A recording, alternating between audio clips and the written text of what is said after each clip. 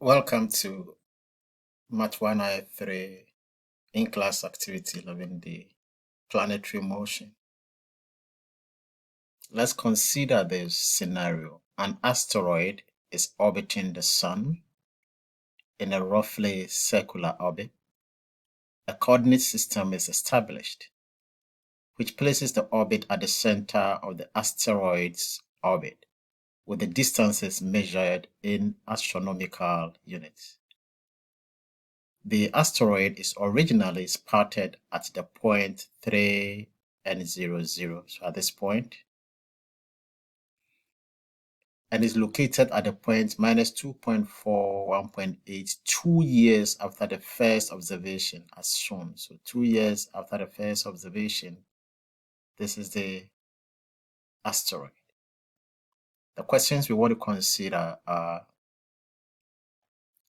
in 2 years, how many times did the asteroid travel around the Sun? And the second question is,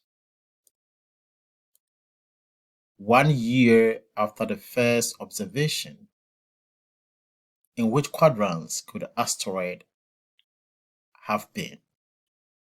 I want you to consider these two questions and come up with some solutions by pausing the video, and we will discuss the answers in the next video. Now let's consider our answers. In the first part, in 2 years, how many times did the asteroid travel around the Sun? We do not have enough information about that, so we can tell it may not have completed one full revolution, or it may have gone around several times. And also, there is no indication as to whether the asteroid was moving in the clockwise or counterclockwise direction in the diagram. And so we will not be able to tell how many times the asteroid traveled around the Sun. Now, in the part B, if the asteroid moved counterclockwise, remember we are saying after spotting it here and it moved in the counterclockwise, then one full revolution in 2 years, it would have been, then less than one full revolution in 2 years, it would have been somewhere here, because for a full revolution, it would have brought it back. But because it says less than that, it would have been here. Now, however, if it moved in the counterclockwise, more than one complete revolution in 2 years,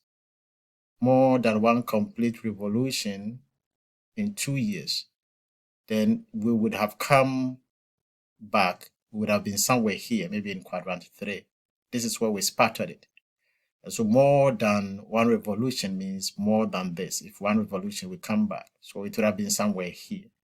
And so we are making a number of assumptions here. Now, if the asteroid moved clockwise and less than one revolution in 2 years, if where we spotted it and it is moving clockwise this way and less than one revolution, then we would come back to quadrant 3.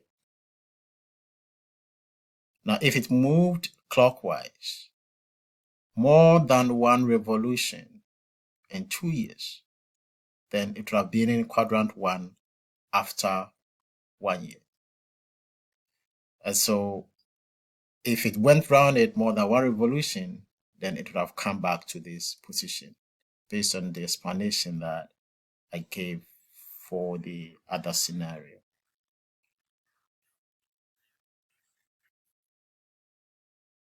In class activity 11.11D, the objectives for this activity are, you will understand that the half angle formulas for cosine can be used to determine the sine and cosine of half angles. We looked at this in our previous examples. And then also apply half and double angle formulas to a contest in astronomy. If theta is the angle swept out during the first 2 years. Then to determine the asteroid's position after 1 year, we might try to find a relationship between the position at the end of the second year and the position at the end of the first year. Part A. Using the coordinates given for the location of the asteroid after 2 years, determine the value for cosine theta and sine theta.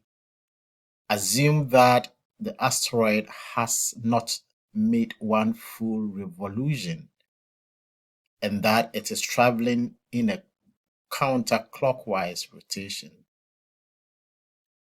So this is the assumption that you want to make. It hasn't made one full revolution yet, and it is traveling in the counterclockwise direction. I want you to pause this video, think about the question, try your hands at it, and let's discuss your answer. Now, remember that if we look at the scenario below,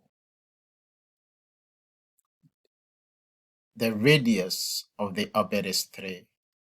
This is the initial position 3, and this from the horizontal distance is just the same as the radius of the orbit.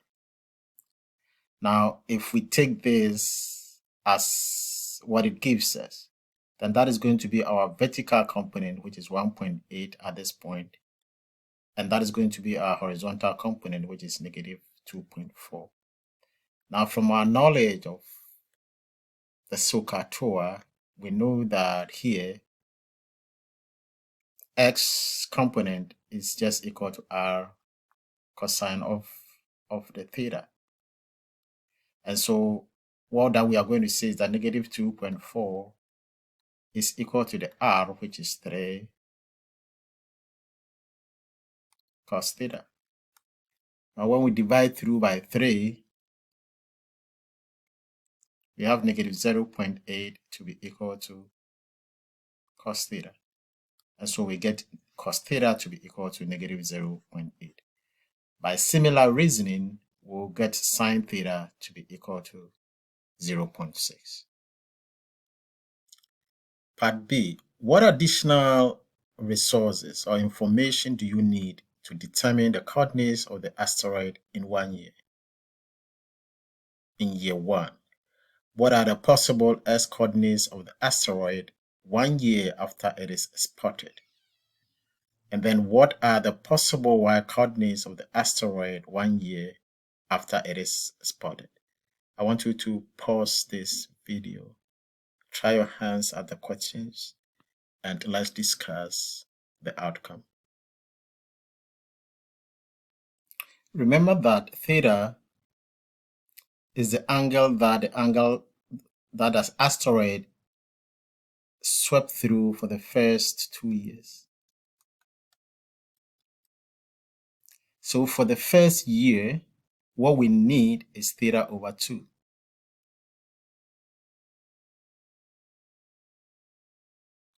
And this is based on the fact that if we are assuming that the rotation is constant, so if the first 2 years it sweeps through an angle of theta, then for the first year it is going to sweep through an angle of theta over 2. That is half of that. And the formula that we are going to need this cos theta over 2 is equal to plus or minus square root of cos theta plus 1 over 2. And then b sine theta over 2 is equal to that. And we need the radius of the revolution to be able to calculate that. Now, what are the possible x coordinates of the asteroid? We know that cos x is always equal to r cos theta. This time we are going to use r cos theta over 2. And so what we do is that we first calculate cos theta over 2, which is going to give us plus or minus. And so the x coordinate is going to give us plus That is 3. Remember the radius was 3, right? Times cos theta over 2. The value that we are getting, because we are finding the square root of that, is going to be 3 times plus or minus the value, which is 0.31623. Now, our choice of positive or negative for the x value is going to depend on which quadrant that we expect the asteroid to be. Now, by similar reasonings, we know that the y is equal to r sine theta, and we are going to replace the theta by r sine theta over 2. Our radius is still 3. So what we do first is that we calculate sine theta over 2, which gives us 0.9486.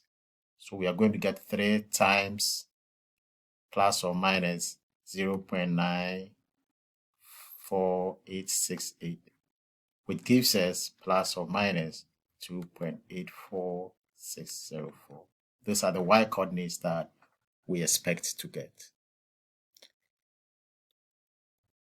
Now, we try to solve the ambiguity in the answers from question 2 as they relate to whether we want the positive or negative answers.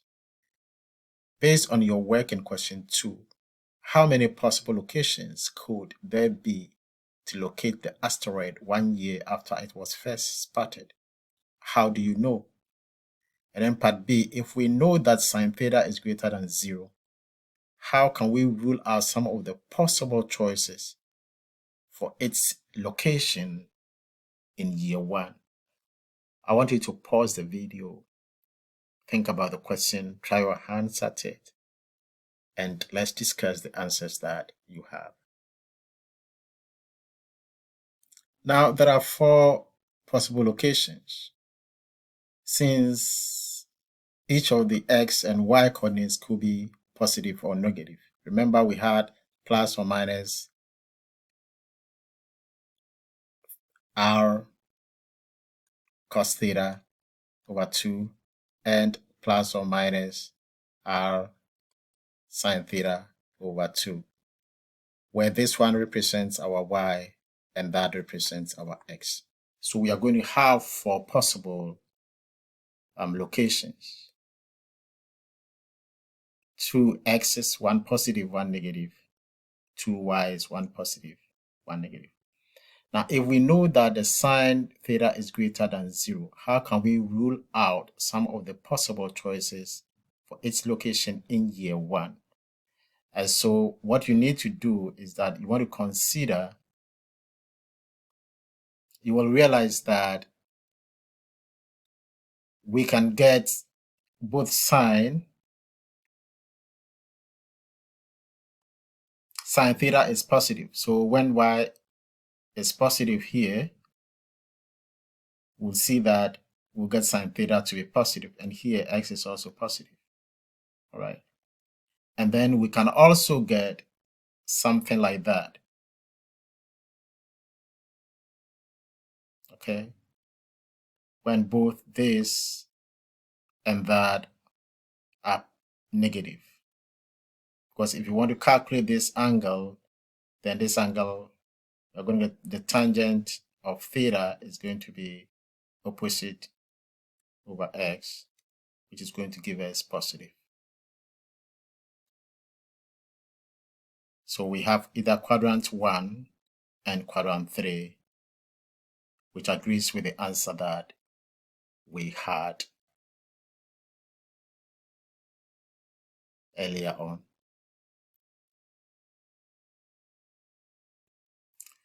Now, 2 other factors that can further narrow down the answer to a single estimation of the location are the number of revolutions and the direction of the revolution. Let me take one for you. Now, if we assume that we are somewhere here and we are moving in the anti-clockwise direction, then if we have less than 1 revolution, we might be in quadrant 1, as we earlier said. Now, if we get more than one revolution, then we might be somewhere here. More than one revolution, we might be somewhere here. And so what you can see here is that we have put this in a chart mathematically and the angles that you will get. So if the number of revolutions is equal to 0, then pi on 2 is less than theta, and theta is less than pi. Now, sorry, pi on 2 is less than theta, and theta is less than pi. But remember, what we are looking for is pi on 2. And so it becomes, when we divide through by 2, it becomes pi on 4 is less than theta, and theta is less than pi on 4, which is in the first quadrant. If the number of revolutions is exactly 1, then we have 2 pi plus that. We have gone round 1, so that is 360 degrees plus this. And then plus pi on 2, and then less than pi plus 2 pi here, right? And so when we divide through by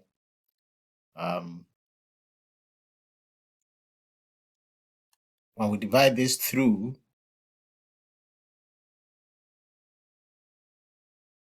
or when we solve for theta over 2, when we divide through by 2 and solve for theta over 2, we are going to get pi on 4 less than theta, and theta is less than 3 pi on 2, and the asteroid is in quadrant 3. Now, the same thing goes on for the counterclockwise. And so you use the same analysis for moving clockwise for that. And that is how we can narrow down the exact location for our asteroid. Thank you for watching this video.